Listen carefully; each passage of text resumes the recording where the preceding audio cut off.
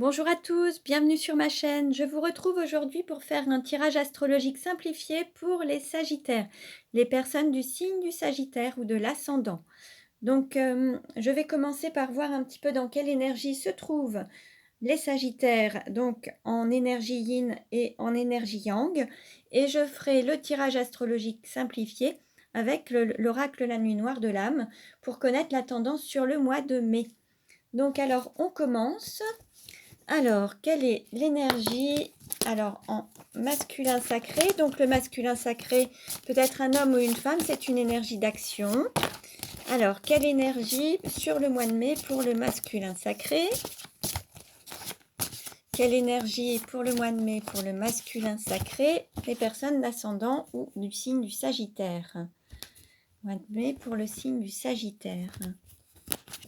Alors, nous avons le guerrier. Pour le mois de mai, les Sagittaires sont dans une énergie de guerrier, de combattant, de vouloir se battre pour aller, pour atteindre les sommets et aller au bout de leurs convictions, en fait. Ils sont prêts à se battre. Ils ont une énergie de force, une belle énergie pour le mois de mai. Alors, quelle est l'énergie des Sagittaires? L'énergie yin pour les Sagittaires pour le mois de mai.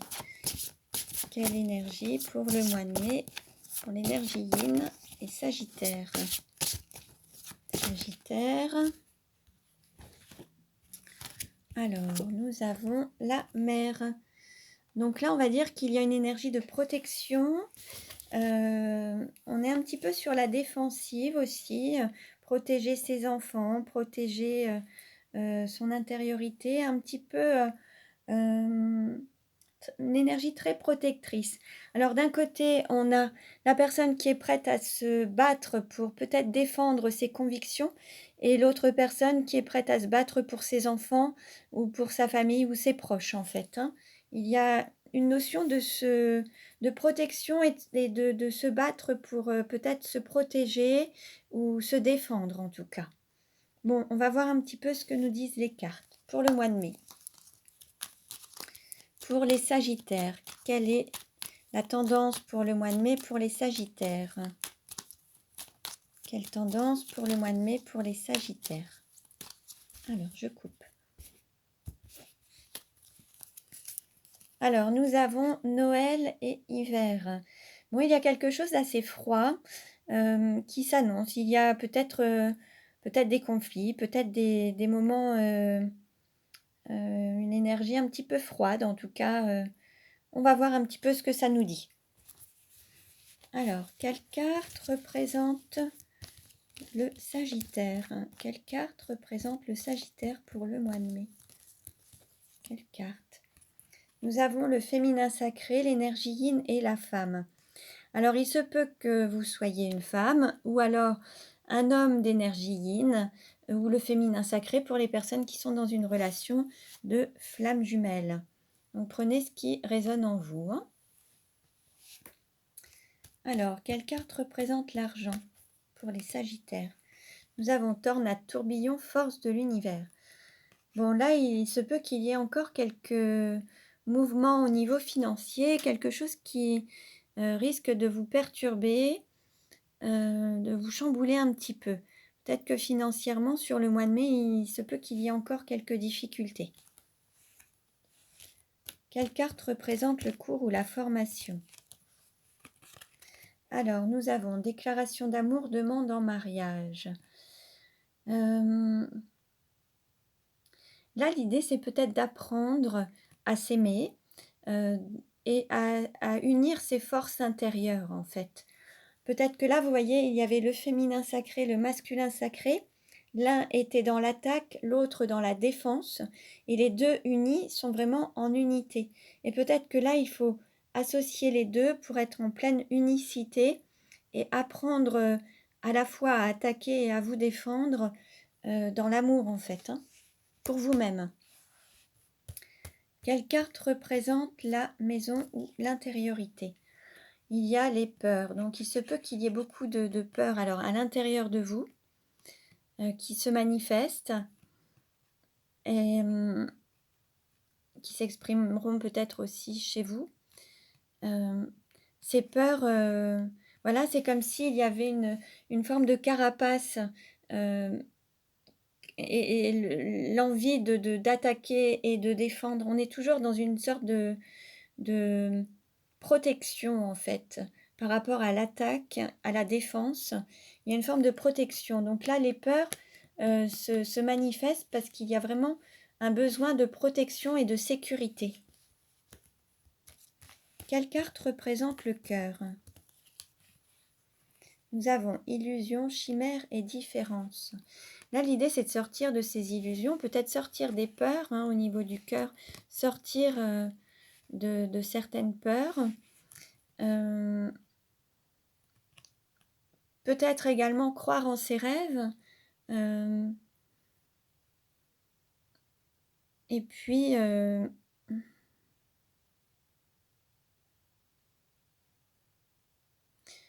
peut-être sortir des différences, avoir confiance en fait, et dépasser les différences en fait. Avoir confiance en,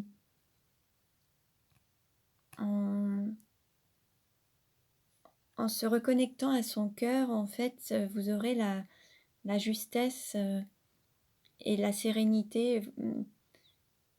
Plutôt que d'être dans le doute et les peurs, l'idée c'est d'aller vers l'énergie du cœur en fait. Quelle carte représente le travail? Alors, il y a équilibre des opposés, équilibre de la dualité. Bon, bah voilà, là, l'idée, c'est d'être en équilibre. Comme on voyait tout à l'heure, il y a l'attaque et la défense. D'équilibrer les deux pour être en équilibre et se sentir stable, en fait. Avoir vraiment une stabilité intérieure qui se manifestera à l'extérieur. Quelle carte représente votre autre ou la personne de votre cœur? Nous avons infini, chemin, recommencement, la boucle est bouclée. Alors, par rapport à la relation avec votre autre, alors, différentes interprétations. Soit c'est une relation qui existe à l'infini et qui existera à l'infini. Vous êtes sur votre chemin de vie, votre parcours de vie. Il se peut qu'il y ait un recommencement de relation, ou alors la boucle est bouclée, peut-être qu'il y a aussi la fin d'une relation. Là, on nous parle de votre hôte, peut-être d'une énergie féminine ou du féminin sacré. Il se peut que vous soyez dans cette énergie yang et que votre hôte soit dans cette énergie yin.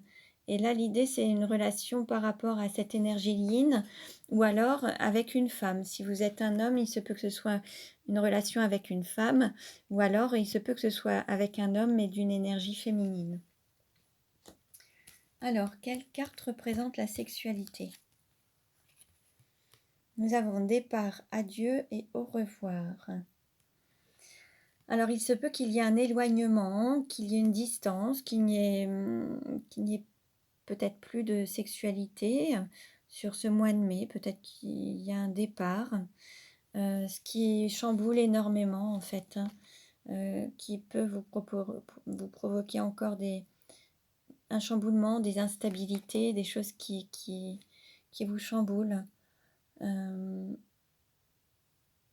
Bon, on va voir un petit peu par la suite. Quelle carte représente le voyage? Alors, nous avons automne, introspection, réflexion. Là, il y a une forme de solitude, d'isolement, avec beaucoup de réflexion, beaucoup d'introspection. Et peut-être que c'est vraiment pour aller vers cette unicité. Alors, déjà intérieure et puis la matérialiser à l'extérieur pour aller peut-être vers cette unicité, cette union en fait par la suite. Alors, à travers peut-être un mariage ou une union entre le féminin et le masculin, entre un homme et une femme, une énergie yin, une énergie yang. Là, il y a un voyage intérieur à faire en fait.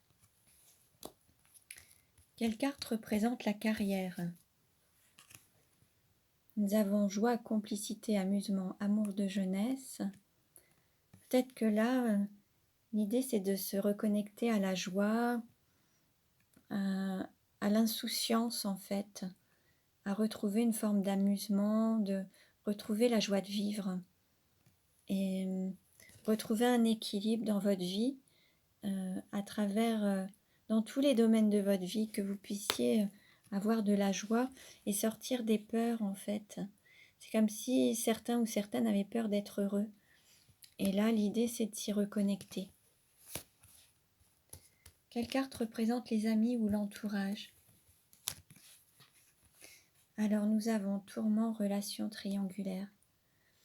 Il se peut que dans votre entourage, que vous ayez eu une relation triangulaire avec une personne, alors avec une énergie tierce en fait. Alors soit vous, vous êtes en couple et vous avez eu quelqu'un d'autre dans votre vie, soit votre autre est en couple et vous étiez une personne complémentaire. Ça a généré beaucoup de tourments. Il y a peut-être eu aussi des illusions dans cette relation, ou des rêves. Alors, différentes choses. Peut-être qu'il y avait aussi beaucoup de différences entre vous, des différences sociales, des différences matérielles, des différences de peau, de pays, de religion. Et ça a généré des tourments, en fait. Alors, plusieurs possibilités. Est-ce qu'il faut continuer de croire en ces illusions, en peut-être ce rêve? Est-ce qu'il faut en sortir? Là, c'est à vous de voir un petit peu. En tout cas, ça a généré des tourments et une instabilité. Quelle carte représente la douleur? Nous avons trahison et Kundalini. Alors, il se peut qu'il y ait voilà, une blessure de trahison. Alors, soit se trahir soi-même, soit trahir son autre ou une personne tierce. Cette blessure, il faut la libérer pour vraiment atteindre un équilibre dans votre vie et être vraiment stable. Peut-être qu'il y a une énergie de Kundalini qui se manifeste à l'intérieur de vous. L'idée, c'est soit de l'écouter et de se laisser guider par cette énergie qui vous emporte. L'idée, c'est de trouver un équilibre, en tout cas, entre ce que vous ressentez et ce que vous vivez. Et là, il y a un déséquilibre puisqu'il y a peut-être beaucoup d'énergie d'amour, mais il y a une situation délicate qui fait qu'il y a un déséquilibre. Donc là, l'idée, c'est de se retrouver en équilibre. Voilà pour le mois de mai pour les Sagittaires. Ce tirage ne parlera pas à tout le monde. Vous pouvez aller consulter les autres vidéos concernant les ascendants ou les autres signes pour avoir des compléments d'informations. Vous pouvez également vous abonner à ma chaîne pour recevoir les futures vidéos. Merci pour votre écoute et je vous dis à très bientôt.